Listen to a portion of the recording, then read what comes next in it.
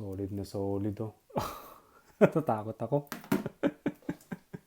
Wag kang mamagatin.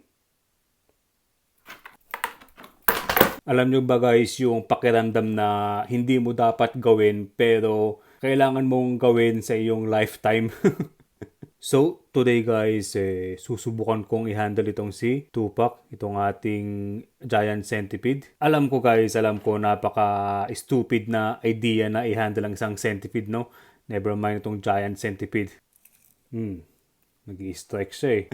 It is something very stupid na kailangan kong gawin sa aking lifetime guys. So bago natin simulan ang seremonya, nais ko lang ipaalala sa inyo na ito ay isang maling halimbawa na di dapat tularan. Okay? Wag na wag nyong tutularan to guys, lalo na sa mga kids dyan ha. Wag nyong tutularan to. Gusto ko lang tong i-document. Tapos ayun, tignan natin kung anong mangyayari.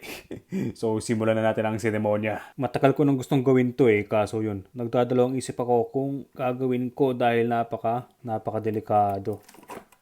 Napakadelikadong gawin to. Napakalaki niya oh. Konting maling galaw lang eh, makakagat na ako. Pero hindi siya masyadong aggressive that time. Anong inangat ko siya ng gamit ang ruler na to mukhang pwede, no? So yun guys, 2 hands na tayo. Kapag nakagat kayo ng centipede, panigurado, maga yung site na nakagat, no? Tapos pwede pang magkaroon ng necrotic effect. Yung mabubulok yung mga tissue, yung mga laman-laman sa nakagat.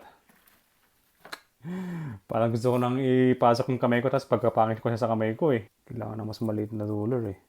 Ito na guys. Papalalim ko yung kamay ko. Kakatakot, huwag na muna. So ito guys, gumagamit na ako ng tweezer. Tingnan natin kung maangat natin siya. Shall I handle Tupac or not? Siyempre majority hindi. Dahil katangahan tong ginagawa ko. Ito na guys. Ito na. Wag, nakakatakot. Ay nako. Nako po.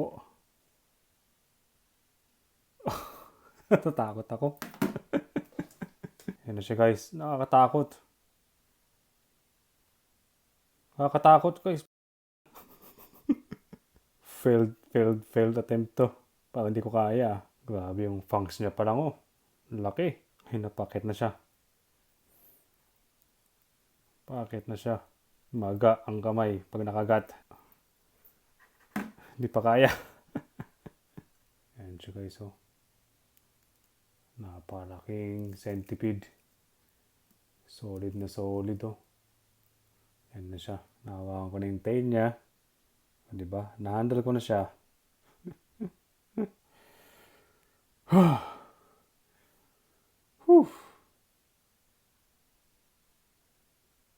Oh God.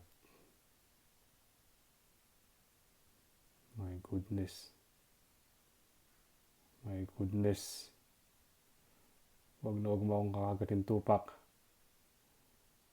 Ayan na guys. My goodness.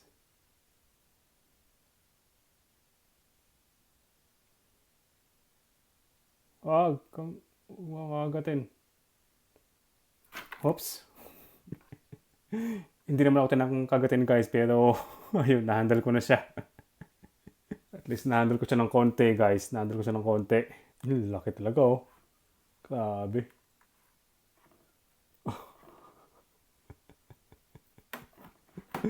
One last try. Pag-handle sa giant centipede si Tupac. Yan, di ba?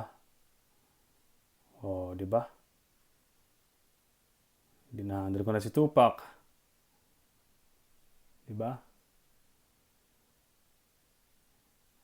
Basta malayo lang yung function sa kamay ko. Laki ni Tupac eh.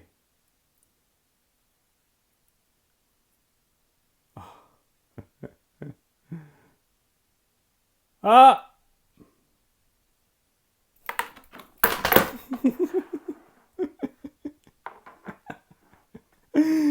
Ibabaw niyo yung function guys eh. Wala namang damage. Focus natin. Yan. Wala eh no. Parang alam niya na flesh yung pinapatungan ng ulo niya eh no. Gamit yung kanyang antena eh, no? Delikado guys, huwag na natin ituloy. Pero ayun, na-handle ko siya.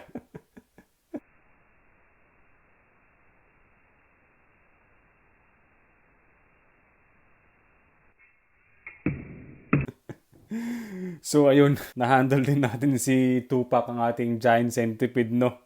Grabe, napansin ko na yung fangs niya eh, parang bumuka ng kwan eh, ng maluwag eh. Tapos nung papasara na eh, alam ko nang kakagat siya eh. Pero ayun no, at least na handle ko din tong ating giant centipede. Pero pakiusap lang no, sa mga makakita ng centipede o may mga alaga na centipede, wag na wag niyong i-handle ang centipede nyo. Nakita niyo naman kahit gaano ko kaingat sa pag-handle sa kanya, no, talagang hinayaan ko muna siya mag-settle sa tweezer bago ko idikit ilapag sa kamay ko. Ganun pa rin no. Naramdaman niya na flesh yung nadapuan niya, kaya parang ibabaon niya na sana yung fangs niya. So, napakadelikado talaga guys. So, ayun, wag na wag niyong gagayahin. So, in a way, parang naging maganda na rin tong maliit na documentary na to na sa paghandle ng centipede, no? Kasi talagang maramdaman nila na flesh yung balat mo eh. Well, ganun yung experience ko eh. Kasi nung nasa tweezer siya, napakaamo niya eh. Hindi niya kinagat yung tweezer eh, no? Tapos nung naramdaman niya ng flesh yung nadapuan niya eh, yun, parang bumuka yung fangs niya na parang biglang sasaran na eh. Naramdaman ko na parang babaon na eh. Yun, buti na lang naagapan ko na makagat yung daliri ko, no? So, yun. Wag na wag niyo gagayahin yun, no? Yun. One objective done. Actually guys, kaarawan ko ngayon, no? 11/11. Tapos naisip ko na dapat may gawin ako na something na medyo crazy. At ayun, naisip ko na gawin ko na yung matagal ko nang pinaplano na i-handle tong giant centipede. Pero hindi pa ako nakakainom. Hindi ako walang impluensya ng alcohol, no. Kumain na ako pero hindi pa tumatagay. Siguro mamaya pa pero konti lang. Kagabi tumagay ako pero ayun. Gusto ko lang gawin to, trip lang sa aking kaarawan, pero malinis yung aking isipan na ginagawa to, no. Basta yun, dami kong dada. Papakainin ko siya ngayon ng hissing cockroach na parang lumawa ng konting tubig, konting fluid sa kamay ko. Siguro isang defense mechanism na yan. Pero pakain natin tong hissing cockroach na to kay Tupac. Isang reward ni Tupac dahil napakabait niya. Hindi niya ako kinagat.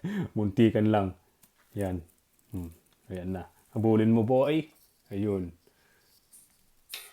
Kain yung hissing cockroach. Nag-his pa yung hissing cockroach. Kawawa naman, pero ganun talaga.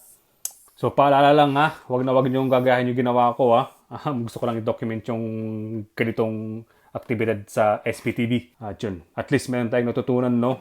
Nung nasa still siya, nasa tweezer siya, hindi niya nakagat, no? Tapos nung paglapag niya sa balat ko, parang naramdaman niya na flesh to, bigla niya nang kakagatin, no? So ayun, bawal. I-handle ang centipede. Bawal naman talaga in the first place eh, pero ayun. So ayun guys, magpa-plug lang ako, no, sa mga hindi pa nakakalam. Meron po tayong Skits Supremo Clothing merch. Yan, paki-check, paki-hanap sa Facebook, paki-like, tsaka paki-follow ang Skits Supremo Clothing. Tapos meron tayo ditong ayan, snapback cap. Ayan, green ang kanyang underbrim, tapos yan ang kanyang loob. Tapos sa gilid meron tayo ditong ayan, gagamba. Tapos meron tayo dito sa likod, Addicted to that Rush. At syempre guys, check nyo sila Hanso, Ravina, sila Maya, Kindred. Tapos meron tayong mga limited edition na 3D designs na mga tarantula at scorpion. So ayun guys, lahat ng ating mga merch ay available sa ating Shopee store. Yung tamang link sa ating Shopee store ay nasa Facebook page ng SP Clothing. Check yung mga post doon, nandun yung link. Isa lang ang ating Shopee store. Mag-ingat sa mga fake na sellers sa Shopee. Maraming mga fake dyan. So ayun, yung tamang link nasa FB page ng SP Clothing. Ayun guys, maraming salamat. Salamat guys sa panonood ng walang kwentang vlog nito, at kaya na lang sasabi guys, yun lang tayo sa Skitsopelma TV.